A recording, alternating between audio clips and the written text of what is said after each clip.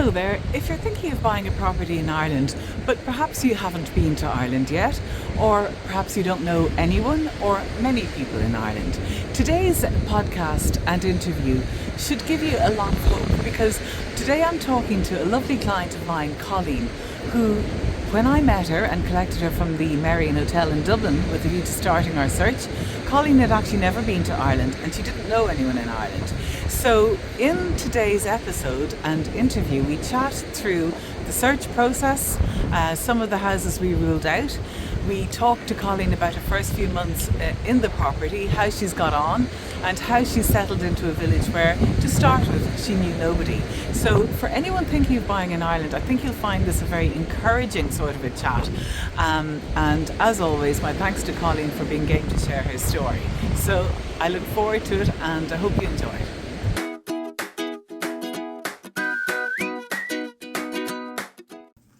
Hello there, I'm here with my lovely client Colleen, and we're sitting in her elegant Georgian drawing room looking down at the River Barrow.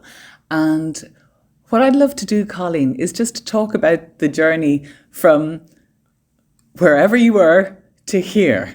So at some point, Colleen, you were in the United States thinking about something.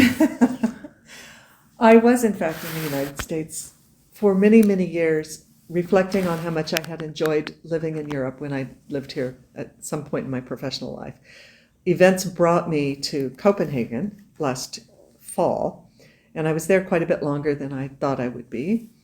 And I thought, well, this is an opportunity to think about this upcoming move. Can I do it? And I actually found that process quite difficult to consider seriously. It's one thing to have a fantasy about leaving the country, my country, the place I was born.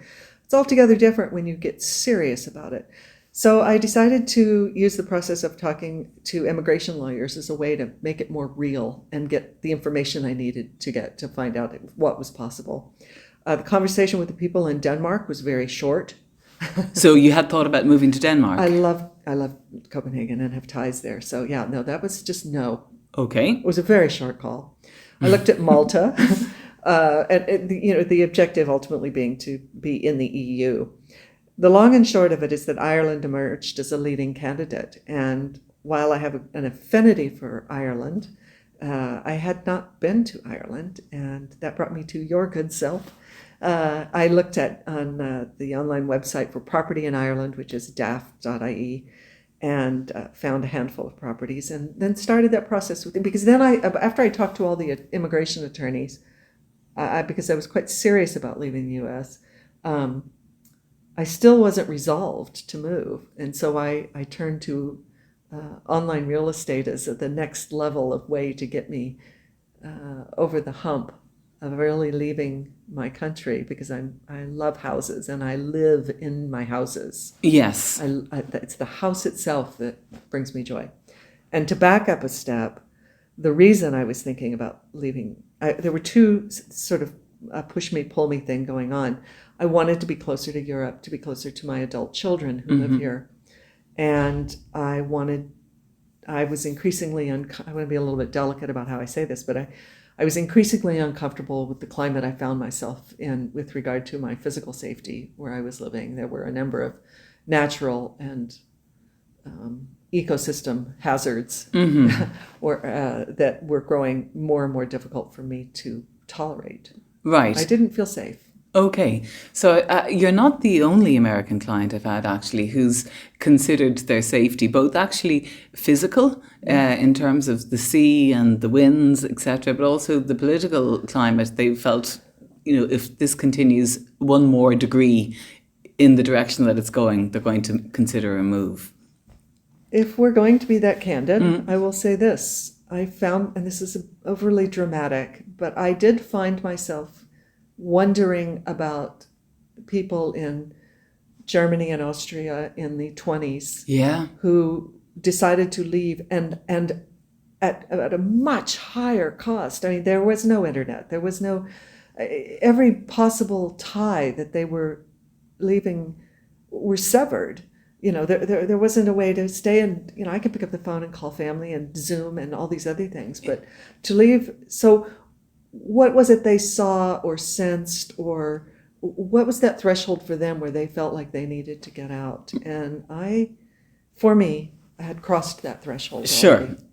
So in terms of the search in Ireland, you had done enough research to know the website to look at to find houses. Right. And by the time you got in touch with me, am I right in thinking you'd actually looked at a few houses online and maybe made contact with a few agents, or had you not? Can you remember? I had made a contact or two and mistakenly Yeah. thought that I would be able to handle the entire transaction on my own, and that whoever this Breffnie person was, she could just probably be some sort of handy consultant, was wildly overconfident. I did not understand what I do understand to be the case with real estate transactions in Ireland at that time. And I found out in short order that I needed professional assistance and everything was going to work a lot better. And I had no idea what a great partnership this was going to be. And I just remain, as you know, incredibly grateful to have met you. Oh, well, thank you. And I'd have to say it's totally mutual. So I was in the office one day and I got a call, actually, and that's not usual. I usually get emails from people, or maybe someone's filled out a contact form on my website. But in fact, I got a call from you, Colleen, to say I'm thinking about this and I'm need maybe some help. And after that, you weren't sure you needed a full buyer's agent at that point. And what I did after that was I sent you a few resources, a few step-by-step guides, etc., for you to have a look at.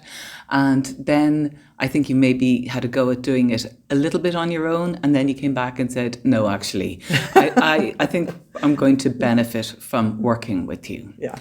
So to fast forward then, I was sitting outside the Merrion Hotel in Dublin going to collect Colleen. And we were going to have a day or two of viewings. And the viewings we had set up as a result of you and I having a couple of Zoom calls while you were in the States and I was in Ireland, and you were telling me roughly the kind of things that were important to you. And one of the things that was emerging was that it would have separate guest quarters for someone else to live in, maybe a caretaker or something like that. And I got the sense from talking to you that it was going to be quite an intuitive experience rather than a checklist experience. And in fact, I think it usually is quite an intuitive experience. Some people present with a checklist and others present with an urge.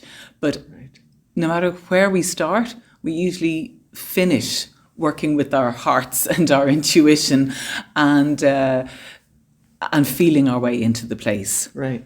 So when we went off on our travels that first day, the properties we had shortlisted, I think there were about 4 or 5 we saw on the first day.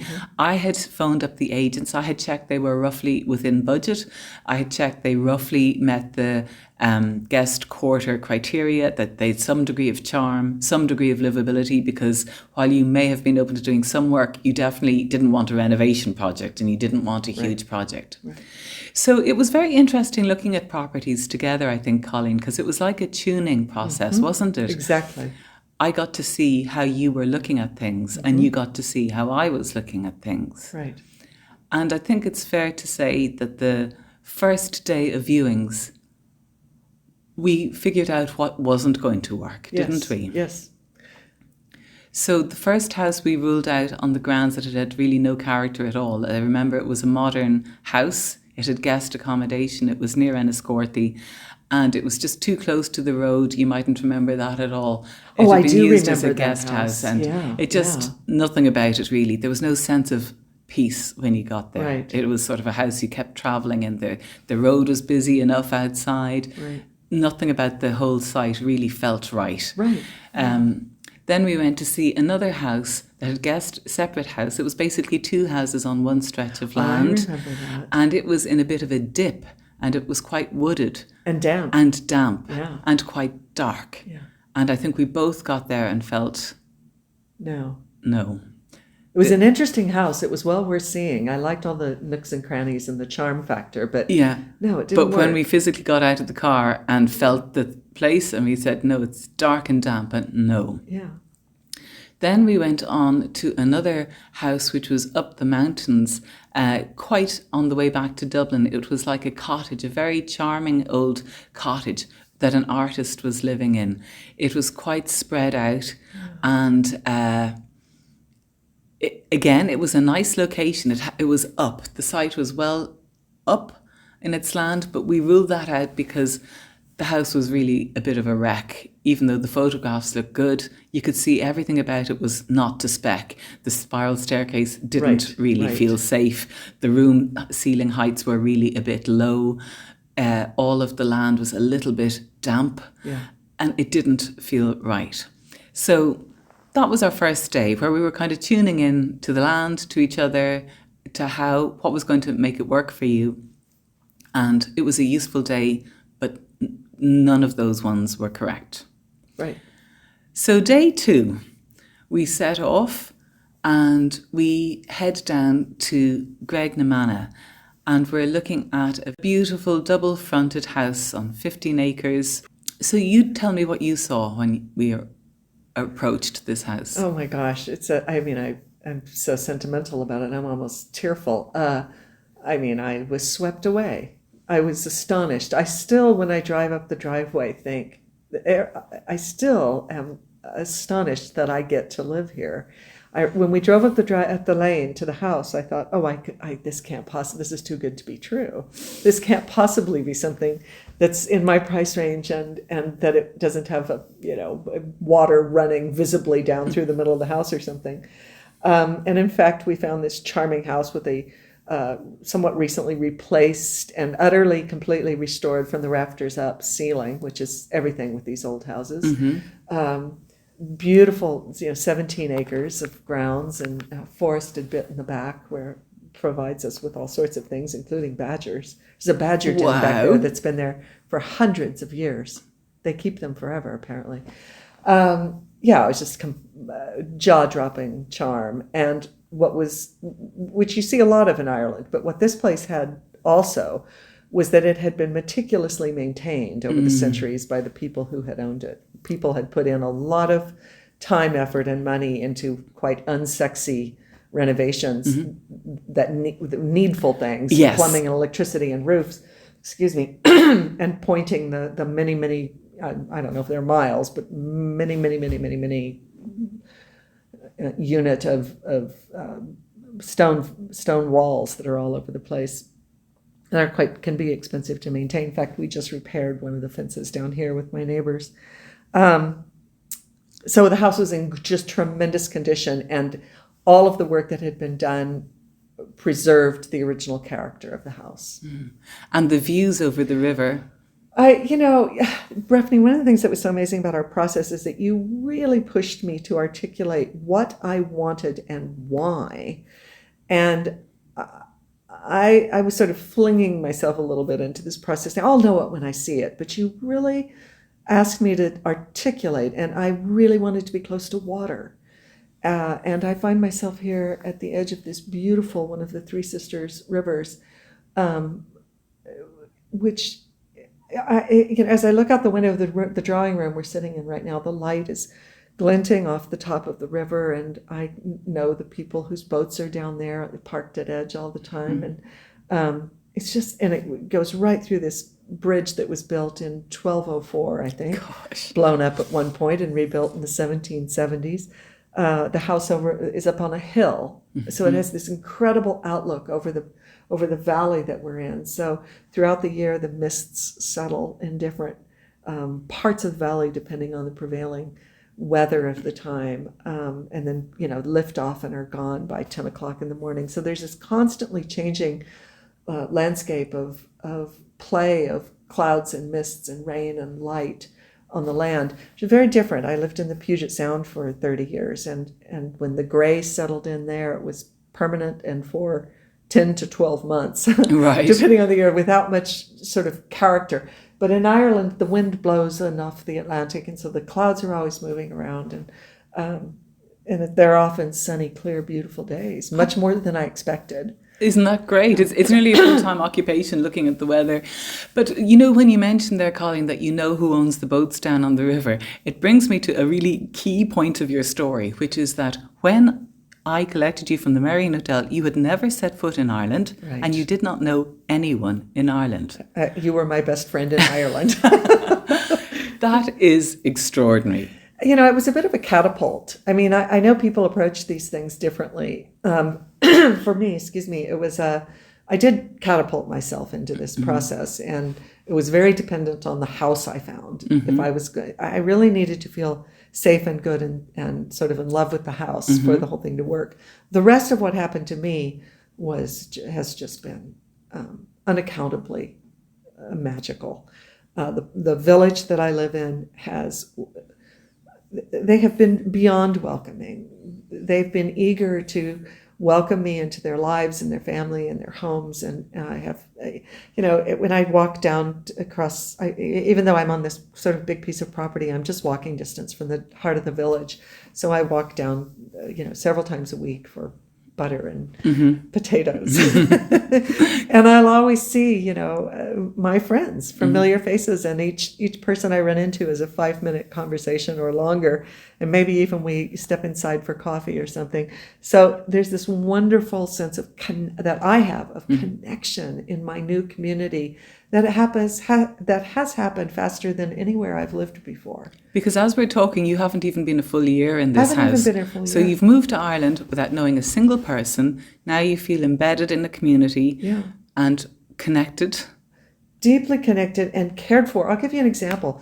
About, 3 or 4 weeks ago, the power went out at about 5 o'clock in the afternoon. I happened to have a house guest at the time, so we came into this beautiful room, this drawing room, built a big fire, and opened a bottle of wine, and we were happy as pigs in mud. Yeah. I had no fewer than 4 phone calls and texts from friends around to check to see that I was okay and to offer to come pick me up and bring me to their homes, or just bring me whatever I needed. Do you need candles, love? That kind of thing.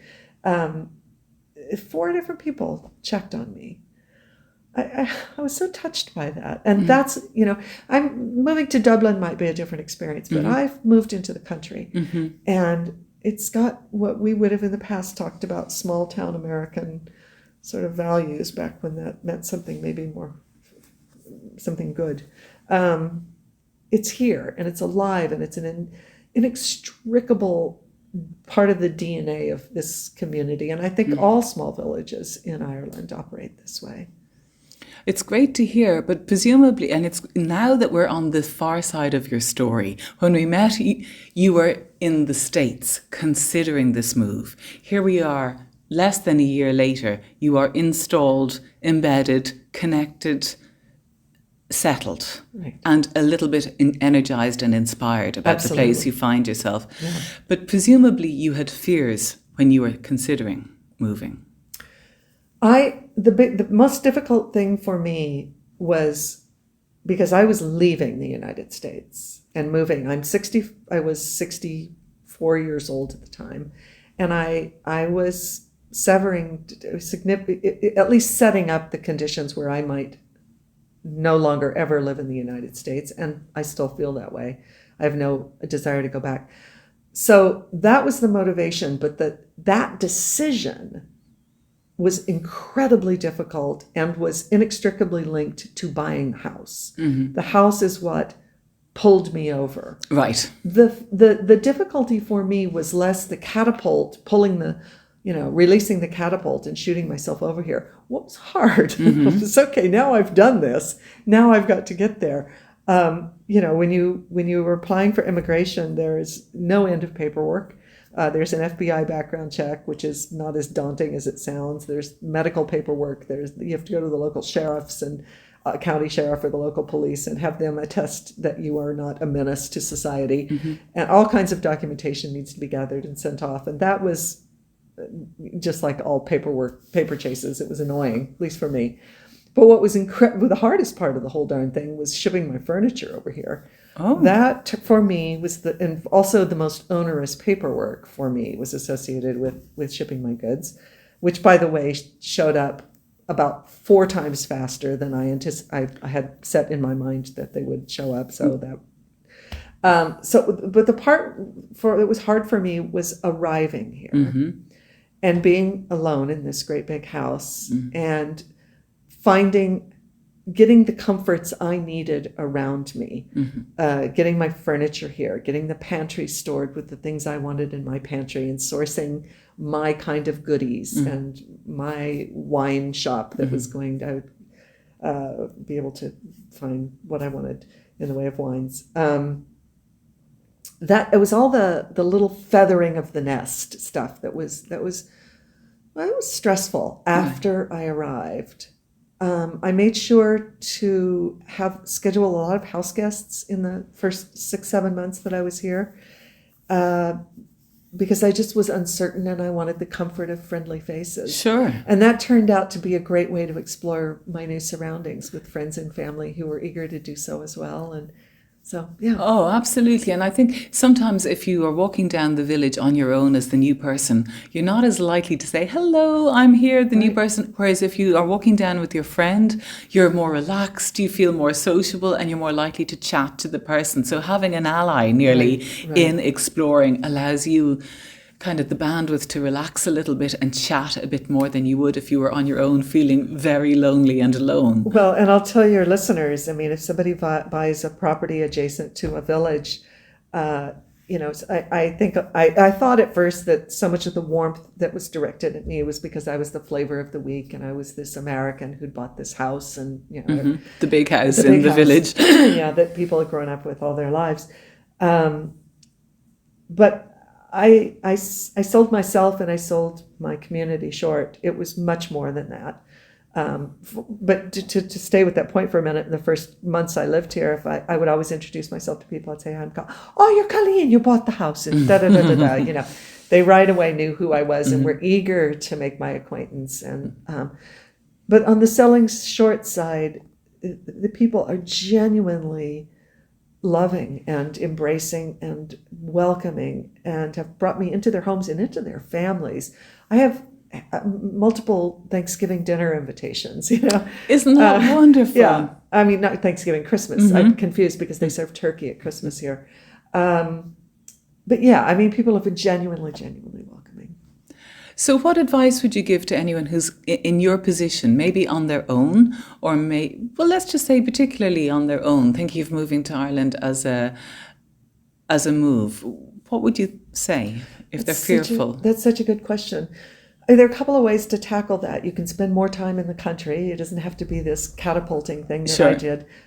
Get to know people. I would say, as part of your process, subscribe to the Irish Times and the Independent. Read about the country. Try to find local businesses or things. Well, Breffnie's website is stocked with this kind of resource information, so definitely spend time with Breffnie's website. Familiarize yourself with the country and the culture, and know a little bit about Michael Collins before you move here, and then read the biography. But also, what I have heard is I belong to a Facebook group, which is Americans in Ireland or something like that. I've heard that it's different in Dublin. When people move into Dublin, it's a big city, and so people aren't quite so quick to connect. But then if you've got school-age children, yes, you have to find the book clubs. You've got to find the bird watching groups or whatever your fancy is. The history or the walking or the sailing or the riding. All of that. Yeah. Find your people and don't be afraid to join. And when you do, people are going to welcome you with open arms. But I think your point about moving into a small village is a well-made point, in that it's easier to assimilate into a small village because there is a network, there is an existing community there, whereas in the city, yes, there are communities, but they're harder to identify, whereas here, it's the community because that's the newsagent that you have to buy your paper in, that's the supermarket where that is the community. There's not a million of them, there's one, and everyone meets there. One of the most frequently received pieces of advice I got when I moved here is kind of funny. And at first I thought, well, of course. And then later I thought, gee, have I done something wrong? And people are warning me. But I've since learned it's just really good advice. In the village where I live, at least 25% of the village is related to the other 25% of the village. And the advice I got was, oh, you have to be very nice to everyone here, because if you get angry with the plumber, you'll never get a good plumber again. That's it. You're done with plumbers. You'll have to go out of the county because, Right. Everyone's connected. Word travels. And in the past, I would have found that that would have put me off. Right. But what I know now, living here, is that that's incredibly good news. Because I only have to ask John, where do I find? Oh, you're going to want to work with so and so because he's the best. And in fact, so and so shows up and he is the best. So I find it easier to plug into what I always called in the States the nice people network. Yeah. When you get that first nice person, they know all the other nice people. And Yeah. that's certainly been my experience here. Fantastic. And would you think you could have done it on your own, or do you think you needed help to do this? Buy the house? Yeah. Oh, there's no way I could have done this on my own. I mean, no way. It was crystal clear to me after in the States, I was used to calling up an agent and saying, here are the houses I'm interested in. Help me find some more like this. And she would come pick me up and we'd drive around and we were done to done. Because there's we're used to it in the States that there's this uneasy, somewhat permeable Chinese wall between buyer's agents and seller's agents. Often agents are on both sides of the deal. It's not like that here. Buyer's agents do not in any way, manner, shape, or form represent my interests as a buyer. I said that wrong. Seller's agents do not represent my interests as a buyer. That's right. It's buyer beware in Ireland. It's very much buyer beware. And I needed somebody. I remember I think I gave you 13 or 14 listings, and you were very good about inquiring deeply into what I was really looking for. And I had to kind of gear down and go, okay, she's really interested. I'm really going to go there with her. And we talked about it. And you came back and you said, okay, right. You don't want to go look at these 5 houses. And here's why. And then you explained to me, you're not going to be happy here because, oh, by the way, I don't know if you noticed, but there's a railroad out here close enough for you to hear. And, all these things. And this really is, I know it's a charming house and it looks like a lot of fun, but you're, a 4-hour drive from the airport. And that's probably not going to work with you based on all of which was true. So, and that's a relatively minor level of agent support, but absolutely not something I was going to get from a seller's agent. And also just the getting to the houses and getting into the houses, that was an administrative task that I was not up to and had to be handled on a one by one basis with every property. Also the research you did on the backgrounds of the house and what to look for. For example, you said at the beginning that I was not interested in a renovation, largely because you let me know what I was in for. It was like, oh yeah, Breffnie, I've done a ton of renovations. I'd love to. Well, let's look at these old ones. These look like fun. And you did not roll your eyes, as you were entitled to do, but gently talked me through things I would never have considered, like subsidence. Yeah. Which is a thing in Ireland when you're buying a 400-year-old house that looks charming, a 400-year-old property. Anyway, I would have been in all kinds of trouble without you. I would have made big, expensive mistakes. It's good to hear of the value that you found in working with me. But I also know that at the point we had struck the deal to buy the property, and then there was the survey and there was the legal paperwork, there was actually quite a few fiddly bits. We won't get into them in terms of the things to do with the house, but there were quite a few things. And they needed absolute hand-holding and quite a lot of second opinions and third opinions to get the thing and over solicitors the line. and accountants and all kinds of things. Which in the US, when you do the deal, it just sort of flows unless you hit a very serious sort of usually financial roadblock on the buyer's side. It's different in Ireland. In fact, you don't even close technically on a property. What was it, like 4, 5, 6 months after you bought it? It could be. Yeah. So the post agreement to sale phase was much wigglier than I anticipated. Yes, and you never know how wiggly it's going to be until you see the seller's paperwork and until you've done the actual structural survey. And that throws up the next steps. But they're only next steps. Everything is doable, but it does take some hand-holding and it can get more wiggly than you expect.